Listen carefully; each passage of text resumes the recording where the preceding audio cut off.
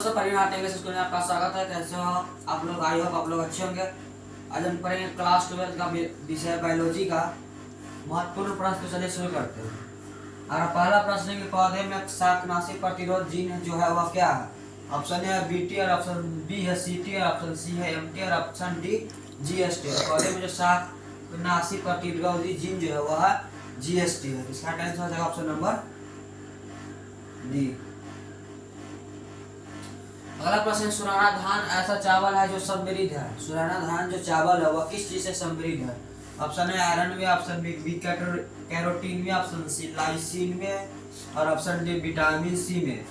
सुनहरा धान ऐसा चावल है जो वह बी कैरोटीन में समृद्ध है। इसका आंसर हो जाएगा ऑप्शन नंबर बी कि बी कैरोटीन सुनहरा धान चावल है जो ऐसा बी कैरोटीन में समृद्ध है।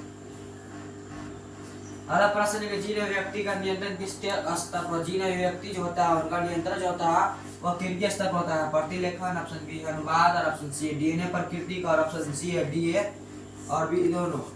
तो जीन व्यक्ति का जो नियंत्रण होता है वह होता है प्रतिलेखन के स्तर पर होता है। जीन व्यक्ति का नियंत्रण जो होता है वह प्रतिलेखन के स्तर पर होता है। अगला प्रश्न है कि आरएनए के किस रूप की रचना त्रिपर्णी जैसी होती है? आरएनए जो है उसकी किस रूप की संरचना त्रिपर्णी जैसी होती है? ऑप्शन ए है एमआरएनए, ऑप्शन बी है आरएनए, और ऑप्शन सी है एचएनआरएनए, और ऑप्शन डी है टीआरएनए। तो आरएनए की रूपीय संरचना त्रिपर्णी जैसी किसके द्वारा होता है? वह होता है टीआरएनए के द्वारा।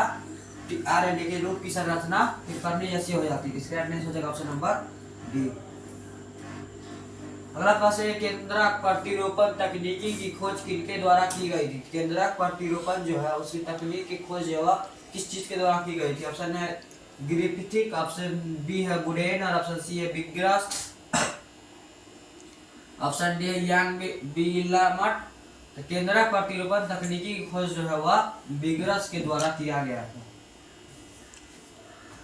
अगला प्रश्न है कि डीएनए तथा आरएनए समान है। डीएनए तथा आरएनए जो है किस के मुताबिक समान है? ऑप्शन ए है द्विगुण के सक्षम होने के कारण, ऑप्शन बी समान सारकार के होने के कारण, और ऑप्शन सी है न्यूक्लियोटाइड के बहुलक होने के नाते, और ऑप्शन डी है समान पाइरीमिडीन क्षार होने के कारण। डीएनए तथा आरएनए जो है वह न्यूक्लियोटाइड के बहुलक होने के कारण समान है। इसका आंसर हो जाएगा ऑप्शन नंबर सी। अगला प्रश्न है कि प्रथम स्तनापी पाई किस युग में दिखाई जाती है? ऑप्शन ए है पर्मियन में, ऑप्शन बी है त्रियासिक में, ऑप्शन सी है तृतीयक में, और ऑप्शन डी है इनमें से कोई नहीं। तो प्रथम स्तनायु किस युग में दिखाई जाती है? वह दिखाया जाता है तृतीयक में दिखाया जाता है। प्रथम स्तनायु पाई युग जो है वह तृतीयक युग में दिखाई दे जाती है। अगला प्रश्न है कि सैटेलाइट डीएनए का एक उपयोगी साधन है। सैटेलाइट जो है वह डीएनए के एक उपयोगी साधन है। ऑप्शन ए है लिंग निर्धारण का, ऑप्शन बी है अंग संवर्धन का, ऑप्शन है फॉरेंसिक विज्ञान का, ऑप्शन सी है उत्तक संवर्धन का। सैटेलाइट डीएनए का एक उपयोग क्या है? वह है फॉरेंसिक विज्ञान का जो है सैटेलाइट डीएनए का एक उपयोगी साधन है, फॉरेंसिक विज्ञान का। इसका आंसर है ऑप्शन नंबर सी।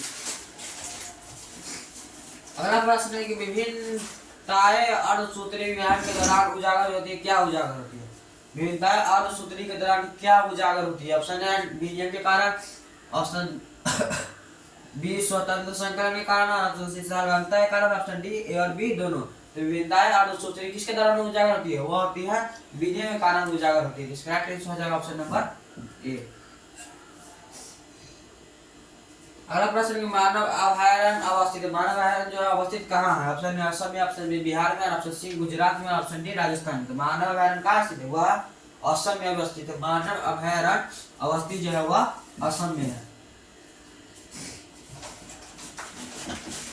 अगला प्रश्न है कि निम्नलिखित में से कौन सा प्रतिबंधन एंजाइम जो है वह नहीं है? ऑप्शन है ECORI, ऑप्शन बी है BMHI, और ऑप्शन सी है HIND3, और ऑप्शन डी है पैक्टिनेज। कौन सा प्रतिबंधन एंजाइम नहीं? प्रतिबंधन एंजाइम जो है वह पैक्टिनेज जो है वह प्रतिबंधन एंजाइम नहीं है। इसका आंसर हो जाएगा ऑप्शन नंबर डी। अगला प्रश्न है आनुवंशिकता संशोधन फसलों का उत्पादन किया जा सकता है, किसके द्वारा किया जा सकता है? ऑप्शन है सूक्ष्म प्रजनन के द्वारा, ऑप्शन बी है पारा प्रजनन के द्वारा, ऑप्शन सी है पुनर्योग डीएनए प्रौद्योगिकी के द्वारा, ऑप्शन डी है कायिक संकरण के द्वारा। आनुवंशिकता संशोधन फसलों का उत्पादन किसके द्वारा किया जा सकता है? वो किया जा सकता है पारा प्रजनन के द्वारा। Option number B. अगला प्रश्न है प्याज में प्रवर्धन होता है, प्याज में प्रवर्धन होता है वह किस चीज के द्वारा होता है? ऑप्शन ए पत्ती द्वारा, ऑप्शन बी प्रगंध द्वारा, ऑप्शन सी बीज द्वारा, ऑप्शन डी बल्ब द्वारा। तो प्याज में प्रवर्धन होता है वह बल्ब द्वारा होता है। प्याज में प्रवर्धन जो होता है वह बल्ब द्वारा होता है। अगला प्रश्न है कि हीमोकोरियल अपार निम्नलिखित में से किसमें पाया जाता है? हीमोकोरियल निम्नलिखित में से किसमें पाया जाता है? ऑप्शन ए बिल्ली में, ऑप्शन सी बी कुत्ता में, ऑप्शन सी मानव में और ऑप्शन डी घोड़ा में। तो हीमोकोरियल अपार निम्नलिखित में से किसमें पाया जाता है? वहां पाया जाता है मानव में। अगला प्रश्न है भू जैव रासायनिक चक्र का अर्थ जो है वह क्या है? भू जैव रासायनिक चक्र का अर्थ क्या है? ऑप्शन ए जल का चक्रण, ऑप्शन बी किसी परितंत्र में ऊर्जा का चक्रण, ऑप्शन सी परितंत्र में पोषक तत्वों का चक्रण, ऑप्शन डी पोषक पौधों तथा वातावरण के बीच गैसों का चक्र। भू जैव रासायनिक चक्र का अर्थ क्या है? भू जैव रासायनिक चक्र का यह अर्थ है कि परितंत्र में पोषक तत्वों का चक्र जो है वह भू जैव रासायनिक चक्र का अर्थ है।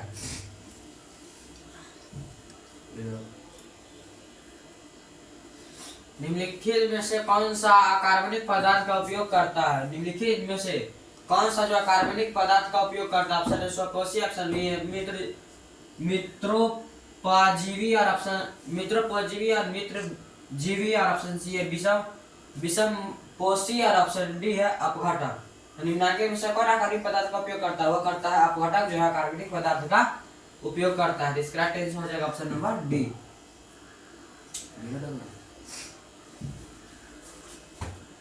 अगला प्रश्न है कि लाइकेन किनके क्रम में अग्रणी है? लाइकेन जो है किस चीज के क्रम में सबसे आगे है? ऑप्शन ए है जल क्रमक में, ऑप्शन बी है शर क्रमक में और ऑप्शन सी है मरु क्रमक में और ऑप्शन डी है बी और सी दोनों में।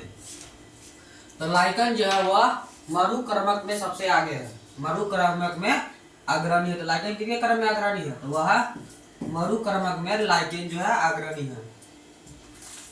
अगला प्रश्न निम्नलिखित में से कौन सा उत्पादक नहीं है? निम्नलिखित में से कौन सा जो है वह उत्पादक नहीं है? ऑप्शन है एगेरिक्स, ऑप्शन बी नॉस्ट्रॉफ, ऑप्शन सी है वाइलॉक्स, ऑप्शन डी है स्पाइरोगाइड। निम्नलिखित में से कौन उत्पादक नहीं है? तो वह है वालॉक्स जो है वह उत्पादक नहीं है।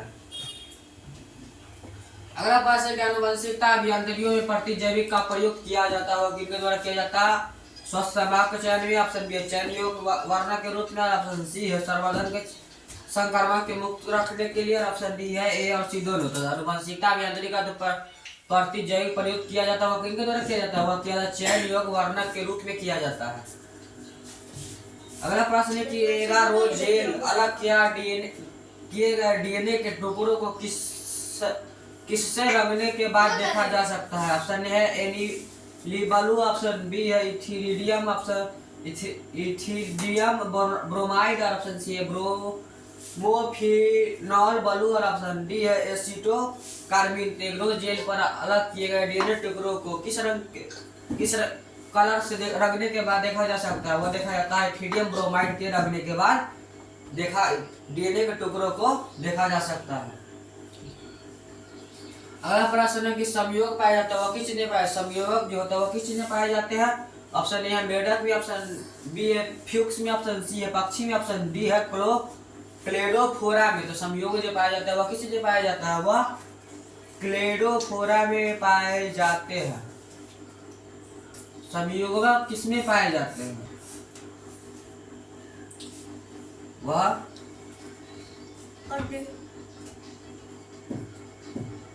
क्लेडोफोरा में संयोजक पाए जाते हैं।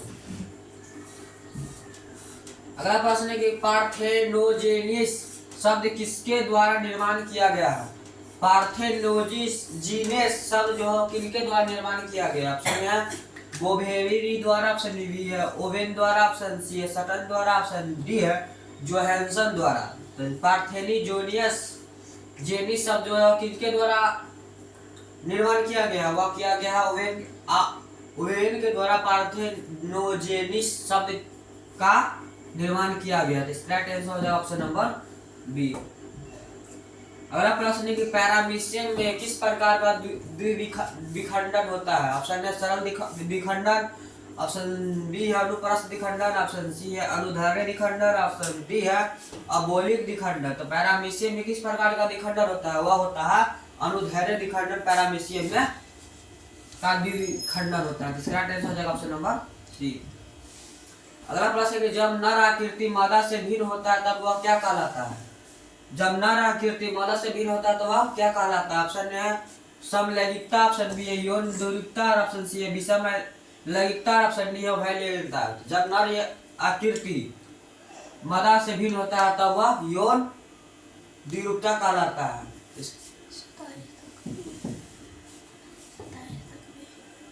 अगला प्रश्न है कि 25 मतलब अगला प्रश्न है गर्भ निरोधक गोली में मौजूद प्रोजेस्टेरोन किस कार्य के लिए होता है? गर्भ निरोधक में जो गोली मौजूद प्रोजेस्टेरोन का जो गोली होता है वह किस कार्य के लिए होता है? ऑप्शन ए है विदलन रोकने के लिए, ऑप्शन बी है अंडोत्सर्ग रोकने के लिए, ऑप्शन सी है निषेचन को रोकने के लिए, ऑप्शन डी ए और सी दोनों के लिए। गर्भ निरोधक में जो गोली मौजूद प्रोजेस्टेरोन होता है वह अंडोत्सर्ग रोकने के लिए वहां पर मौजूद होता है। अगला प्रश्न है कि एक शुक्राणु को सीधे अंडाणु में प्रवेश कराने की विधि जो वह कौन है? एक शुक्राणु को सीधे अंडाणु में प्रवेश कराने की जो विधि वह क्या किसके द्वारा होता है? ऑप्शन ए है ईटी द्वारा, ऑप्शन सी बी है आईसीएसआई द्वारा, ऑप्शन सी है जीआईएफटी द्वारा, ऑप्शन डी है जेडआईएफटी द्वारा। एक शुक्राणु को सीधे अंडाणु में प्रवेश कराने की जो विधि है वह आईसीएसआई जो विधि है वह एक शुक्राणु को सीधे अंडाणु में प्रवेश करा देती है। अगला प्रश्न है कि एमिनियोसेंटेसिस का एक प्रक्रिया है। एमिनियोसेंटेसिस का एक प्रक्रिया है। ऑप्शन ए है मस्तिष्क की बीमारी की योजना की, ऑप्शन बी है भ्रूण में किसी आनुवंशिकता के रोग के निर्धारण की, और ऑप्शन सी है हृदय में किसी बीमारी के निर्धारण की, ऑप्शन डी है ए और सी दोनों। तो एमिनोसेंस के एक प्रक्रिया जो क्या है वह है कि भ्रूण में किसी आनुवंशिकता को रोग के निर्धारण की जो है एमिनोसेंटेसिस एक प्रक्रिया है। अगला प्रश्न है जननांग समस्या किनके द्वारा फैलने वाला एसटीडी है? जननांग समस्या जो है किनके द्वारा फैलने वाला एसटीडी है? Option A hepatitis A, option B herpes विषाणु, ऑप्शन सी है पैपिलो विषाणु, ऑप्शन डी है ट्राइकोमोनास की बीमारी। जनगणना की समस्या किनके द्वारा फैलने वाला एसटीडी है? वह है पैपिलोमा विषाणु। पैपिलोमा विषाणु जो है जनगणना की समस्या से फैलने वाला एसटीडी है। अगला प्रश्न है कि टी लिम्फोसाइट उत्पन्न किसमें उत्पन्न टी लिम्फोसाइट जो होता है वह किसमें उत्पन्न होता है? ऑप्शन ए या किडनी में, ऑप्शन बी है थाइमस में, और ऑप्शन सी है अस्थिर मज्जा में, और ऑप्शन डी है बी और सी दोनों में। तो लिम्फोसाइट किसमें उत्पन्न होता है? वह जो होता है थाइमस में जो होता है लिम्फोसाइट उत्पन्न होता है। इसका आंसर हो जाएगा ऑप्शन नंबर बी। अगला प्रश्न है कि विनियम किस अवस्था की विशेषता है? विनियम जो है वह किस अवस्था की जो विशेषता है? ऑप्शन है लेम्पोटीन की, ऑप्शन बी है जाइगोटीन की, ऑप्शन सी है पैकिटीन की, और ऑप्शन डी है डायोकाइनेसिस के। तो विनियम किस अवस्था की विशेषता है? वह पैकिटीन की जो है विनियम पैकिटीन की जो है विनियम किसी अवस्था है? वह है पैकिटीन की।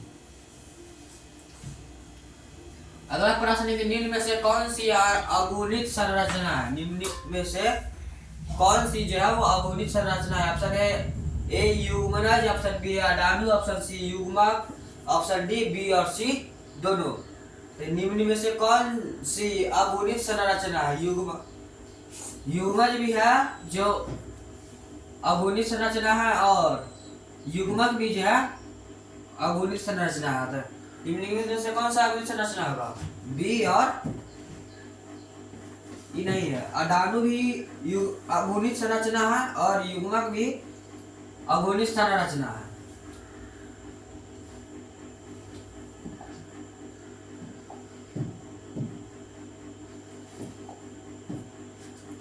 एकाणु भी अगुणी संरचना है और युग्मक भी अगुणी संरचना है। इसका राइट आंसर हो जाएगा डी नंबर कि बी और सी दोनों अगुणी संरचना है। अगला प्रश्न है कि निम्नलिखित में से कौन सा विलुप्त पार्या प्रजाति है? निम्नलिखित में से कौन सा जो है विलुप्त पार्या प्रजाति है? ऑप्शन ए है नेपिन्स, ऑप्शन बी है टिकोमा, ऑप्शन सी है इकोजोरा, ऑप्शन डी है बी और सी दोनों। विलुप्त प्रजाति कौन है? वह है नेपिन्स जो है वह विलुप्त प्रजाति। Start answer option number A. अगला प्रश्न है कि समकार्य संरचना किसके परिणाम स्वरूप जो होता है वह उत्पन्न होता है? समकार्य जो संरचना है वह किसके परिणाम स्वरूप उत्पन्न होता है? ऑप्शन साझा वंश द्वारा, ऑप्शन बी अभिसारी विकास द्वारा और ऑप्शन सी है अस्थिर चयन द्वारा, ऑप्शन डी है अपसारी विकास द्वारा। समकार्य संरचना जो है वह अभिसारी विकास के परिणाम स्वरूप उत्पन्न होता है। अभी समकार्य संरचना जो है वह अभिसारी विकास के परिणाम स्वरूप उत्पन्न होता है।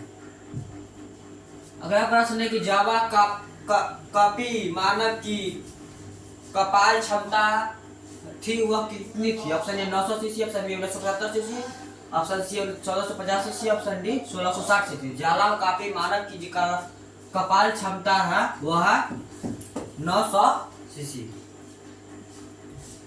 अगला प्रश्न है कि एलेलोपैथी किसके स्त्राव के कारण होता है? एलेलोपैथी जो है वह किसके स्त्राव के कारण होता है? ऑप्शन ए है नेक्टर, ऑप्शन बी है विटामिनस, ऑप्शन सी है आविष और ऑप्शन डी है फेरोमोन। तब एलोलोपित किसके बाद स्त्राव के कारण होता है? वह होता है आविष के कारण जो होता है वह एलोलोपित स्त्राव के कारण होता है। किसके कारण? आविष के कारण। अगला प्रश्न है कि द्विबीजी पौधे का भ्रूण पोष में गुणसूत्र की सूत्रगुणता को क्या कहते हैं? Option A N, option B है 3n, ऑप्शन बी सी है 2n, ऑप्शन डी ए और बी दोनों। बीज के पौधे के भ्रूण पोष में गुणसूत्र को सूत्रगुणता को क्या कहते हैं? 3n कहते हैं, उसको 3n कहते हैं। अगला प्रश्न है कि मानव युग्म में गुणसूत्र की संख्या कितनी होती है? तो मानव युग्म में गुणसूत्र की जो संख्या होती है वो 23 जोड़ी होती है, लेकिन XY की जो होती है सूत्र मानव युग में गुणसूत्र की संख्या जो होती है वह 44 को माना गया है। अगला प्रश्न है कि नील हरी शैवाल किस खेत के लिए उपयोगी उर्वरक है?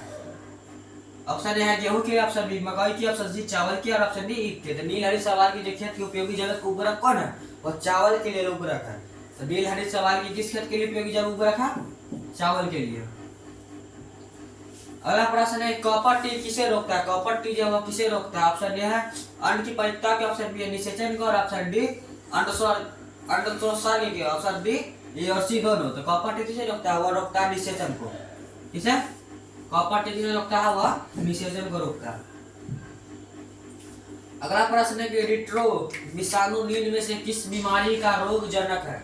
रिट्रो विषाणु जो है वह निम्न में से किस बीमारी का जो है रोग जनक है? Option A filaria, option B है सिफिलिस, ऑप्शन सी है एड्स और ऑप्शन डी बी और सी दोनों। तो रिट्रो विषाणु निम्न से किस बीमारी का रोग जनक है? वह फाइलेरिया का जो है रिट्रो विषाणु रोग जनक है। अगला प्रश्न है स्थानीय संरचना का एक उदाहरण है। ऑप्शन है बीज बैंक, ऑप्शन बी राष्ट्रीय उद्यान, ऑप्शन सी पवित्र उपवन और ऑप्शन डी ऑप्शन डी है जंतु उद्यान। बड़ा स्थानीय संरचना का उदाहरण क्या है? वह है बीज बैंक जो है स्थानीय संरचना का एक उदाहरण है। अगला प्रश्न है ग्राफियन पुटक पाया जाता है। ग्राफियन पुटक जो किस चीज में पाया जाता है? ऑप्शन ए नर मानव के वृषण में, ऑप्शन बी है पौधे के अंडशाय में और ऑप्शन सी है मानव या आकृति में और ऑप्शन डी है मादा के मानव के अंडशाय में। तो ग्राफियन पुटक किसे पाया जाता है? वह पाया जाता है मानव के मादा मानव के अंडशाय में जो होता है वह ग्राफियन पुटक पाया जाता है। किसे पाया जाता है? ग्राफियन पुटक किसे पाया जाता है? वह मादा मानव के अंडशाय में पाया जाता है ग्राफियन पुटक। अगला प्रश्न है जलमग्न पौधे रंग रहते हैं। जलमग्न पौधे जो किस चीज में रंग रहते हैं? ऑप्शन है दोनों सतह पर बराबर होते हैं और ऑप्शन बी है ऊपरी सतह पर, ऑप्शन सी है किसी भी स्तर पर नहीं होते और ऑप्शन डी है निचली सतह पर होते हैं। तो जलमग्न पौधे किस चीज में रंग रहते हैं? वह किसी भी सतह पर नहीं रहते हैं। अगला प्रश्न है कि सोमाक्लोन विविधता किनके द्वारा प्राप्त की जाती है? सोमोक्लोन विविधता किनके द्वारा प्राप्त की जाती है? ऑप्शन ए है उत्तक संवर्धन, ऑप्शन बी है गामा किरणें, ऑप्शन सी है मिश्रण और ऑप्शन डी रासायनिक उत्परिवर्तन।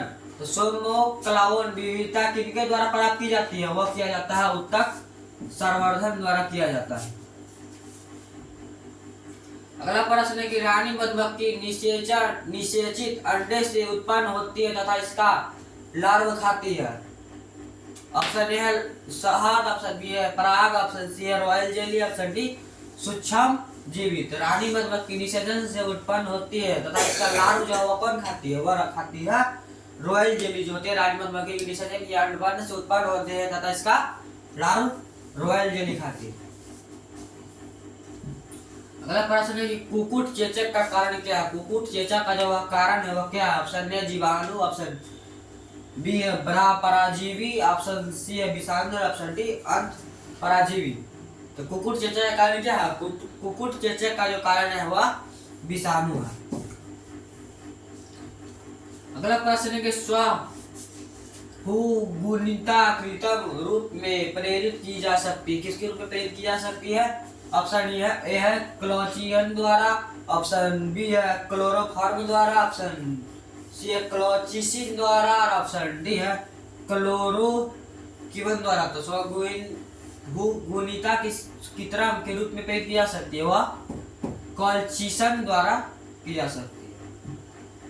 अगला प्रश्न है कि भोजन की विषाक्तता किनके कारण होती है? भोजन की विषाक्तता जो किनके कारण होती है? Option A rhizobium, option B है एजोटोबैक्टर, ऑप्शन सी है लैक्टोबैसिलस, ऑप्शन डी है क्लोस्ट्रीडियम। तो भोजन की विषाक्तता जो होता है वह किसके कारण होती है? वह क्लोस्ट्रीडियम के कारण होता है।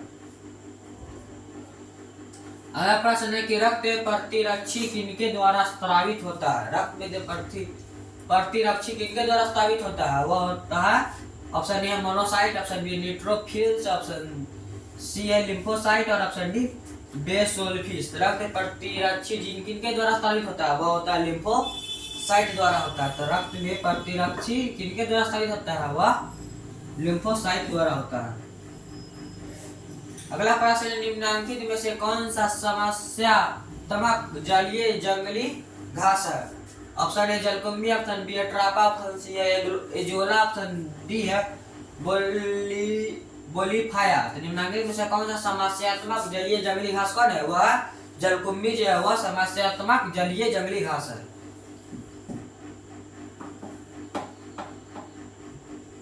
अगला प्रश्न है कि बूंद संक्रमण क्या है? बूंद संक्रमण जो हुआ क्या है? ऑप्शन ए है सिफिलिस, ऑप्शन बी है टेटनस, ऑप्शन सी है टाइफाइड, ऑप्शन डी निमोनिया। तो बूंद संक्रमण क्या है? वह निमोनिया जो है बूंद संक्रमण क्या है? वह है निमोनिया। अगला प्रश्न है कि ECORI प्रतिबंधन एंजाइम डीएनए के किस अनुक्रम को काटता है? ऑप्शन ए है GT80ATC, ऑप्शन बी है AAGCTT, ऑप्शन सी है AAGTTC, ऑप्शन डी है GAATTC। तो ECORI प्रतिबंधन एंजाइम डीएनए को किस अनुक्रम को काटता है? वह काटता है GATTC को। ECORI प्रतिबंधन एंजाइम डीएनए के अनुक्रम को काटता है, ऑप्शन नंबर डी। अगला प्रश्न है कि ऑर्थोट्रॉप्स बीजांड निम्नलिखित में से किसमें पाया जाता है? ऑप्शन ए है पॉलीगोनम, ऑप्शन बी है पाइसम सटाइव में, ऑप्शन बी है सोलेनम निग्रम में, ऑप्शन डी है हिलिथियस अनुस में। तो ऑर्थोट्रॉप्स बीजांड निम्नलिखित में किसमें पाया जाता है? वह पॉलीगोनम में पाया जाता है। अगला प्रश्न है शुक्राणु का संचालन किनके द्वारा होता है? शुक्राणु का संचालन होता है वह किनके द्वारा होता है? Option A acrosome, option B है मध्य भाग, ऑप्शन सी है शीर्ष और ऑप्शन डी पूछ। तो शुक्राणु का संचालन किसके द्वारा होता है? वह पूछ के द्वारा। जो शुक्राणु का संचालन होता है जो पूछ के द्वारा होता है। अगला प्रश्न निम्नलिखित में से किसमें रंध्र तथा जड़ों का अभय रहता है? ऑप्शन ए है ड्रेसिल, ऑप्शन बी है मार्सिलिया, ऑप्शन डी है हाइड्रीला, ऑप्शन डी है जलकुंभी। किसमें रंध्र तथा जड़ों का अभय रहता है? किसमें? वह रहता है हाइड्रीला में जो है रड तथा जलों का है रहता है। इसका आंसर हो जाएगा ऑप्शन नंबर सी। अगला प्रश्न है कि मृदु जलीय तालाब में उर्वरक डाले जाने से क्या होता है। ऑप्शन ए है जलीय जंतुओं में वृद्धि, ऑप्शन बी है मछलियों का आबादी में कमी, ऑप्शन सी है जलीय पौधा की मृत्यु, ऑप्शन डी है सुपोषण। मृदु जलीय तालाब में उर्वरक डालने से क्या होता है, वह होता है सुपोषण जो होता है। मृदु जलीय तालाब में उर्वरक डालने से सुपोषण होता है। अगला प्रश्न है कि ऑटोसोमल प्राथमिक नॉन डिसजंक्शन के कारण होने वाला जो रोग है वह कौन है। ऑप्शन ए दांत कोशिका अरक्ता, ऑप्शन बी है क्लाइनेफेल्टर सिंड्रोम, ऑप्शन सी है टर्नर सिंड्रोम, ऑप्शन डी है डाउन सिंड्रोम। ऑटोसोमल प्राथमिक नॉन डिसजंक्शन के कारण होने वाला जो रोग है वह डाउन सिंड्रोम है। अगला प्रश्न है कि द्विसंकर परीक्षण का संक्रमण अनुपात जो है वह क्या है। ऑप्शन 1:1, ऑप्शन बी है 7:1 और 1:7, और ऑप्शन सी है 1:1 और 1:1, और ऑप्शन डी है 1:7 और 7:1। तो द्विसंकर परीक्षण संक्रमण का अनुपात क्या है, 1:1 और 1:1। अगला प्रश्न है कि पानी में इस कोलाई की उच्च मात्रा का जो संकेत है वह क्या है। ऑप्शन ए है वही मलजल प्रदूषण का, ऑप्शन बी पानी की कठोरता का, ऑप्शन सी है औद्योगिक प्रदूषण का, ऑप्शन सी डी है जल में क्लोरीन का होने का। पानी में जो क्लोराइड मात्रा का संकेत जो वह क्या है, वही मलजल प्रदूषण का जो है पानी में क्लोराइड उच्च की मात्रा का संकेत है। अगला प्रश्न है कि फोटोकेमिकल स्मोक में कौन हमेशा उपस्थित रहता है। Option C O, option B O, option C O S O, option C D H C S. तो फोटोकेमिकल स्मोक में जो है हमेशा कौन उपस्थित रहता है, वह सी एस जो है फोटोकेमिकल स्मोक में हमेशा उपस्थित रहता है। Option number D. अगला प्रश्न है कि सैनिटरी लैंडफिल को किनके विकल्प के रूप में अपनाया गया था। ऑप्शन ए है खुला जलता हुआ ढेर, ऑप्शन बी है सुपोषण, ऑप्शन सी है वाहित मलजल, ऑप्शन डी है जैव उर्वरक। तो सैनिटरी लैंडफिल को किनके विकल्प के रूप में अपनाया गया था, वह खुला जलता हुआ ढेर के रूप में अपनाया गया था। Option number A. अगला प्रश्न है कि अभिकर्मक जो एलआईसी परीक्षण में उपयुक्त है। अभिकर्मक एलआईसी परीक्षण में उपयुक्त जो होता है, ऑप्शन ए पॉलीमेराज, ऑप्शन बी है पेरोक्सिडेज, ऑप्शन सी है लाइगेज, और ऑप्शन डी है एंडोन्यूक्लेज। तो अभिकर्मक जो एलआईसी परीक्षण में उपयुक्त होता है वह कौन उपयुक्त होता है, पेरोक्सिडेज जो होता है अभिकर्मक एलआईसी परीक्षण के लिए उपयुक्त होता है। राइट आंसर हो जाएगा ऑप्शन नंबर बी। अगला प्रश्न है कि एक ट्यूमर उत्प्रेरक प्लाज्मा जिसका व्यापक रूप से पराजीवी रूप पौधे में उत्पादन उपयोग किया जा सकता है वह क्या है। ऑप्शन ए 42 ऑप्शन बी है एग्रोबैक्टीरियम ट्यूमिफेरेसियंस, ऑप्शन सी है स्टेफाइलोकोकस ऑरियस, ऑप्शन डी है ई कोलाई। तो एक ट्यूमर उत्प्रेरक प्लाज्मा के जिसका व्यापक रूप में पराजीवी पौधे के उत्पादन के लिए उपयोग किया जाता है वह कौन है, वह एग्रोबैक्टीरियम ट्यूमिनोसेमियस। अगला प्रश्न है कि निम्नलिखित में से कौन सा एक व्यवस्थित कीटनाशक है। ऑप्शन ए है एंड्रीन, ऑप्शन बी फुराडाइन, ऑप्शन सी है मैलाथियोन, ऑप्शन डी है पैराथियोन। निम्नलिखित में से कौन सा एक व्यवस्थित कीटनाशक है, वह फुराडाइन जो है वह एक व्यवस्थित कीटनाशक है। अगला प्रश्न है ग्लूकोज को अल्कोहल में बदलने वाला जो एंजाइम होगा कौन है। ऑप्शन है इन्वेंट्रेज, ऑप्शन बी है लाइपेज, ऑप्शन सी है जाइमेज, ऑप्शन डी डायस्टेज। तो ग्लूकोज को अल्कोहल में बदलने वाला जो एंजाइम है वो कौन है, जाइमेज जो है ग्लूकोज को अल्कोहल में बदल देने वाला एंजाइम है। इसका आंसर हो जाएगा ऑप्शन नंबर सी। अगला प्रश्न है कि अपशिष्ट जल के बोर्ड का अनुमान जाता है किनके मात्रा को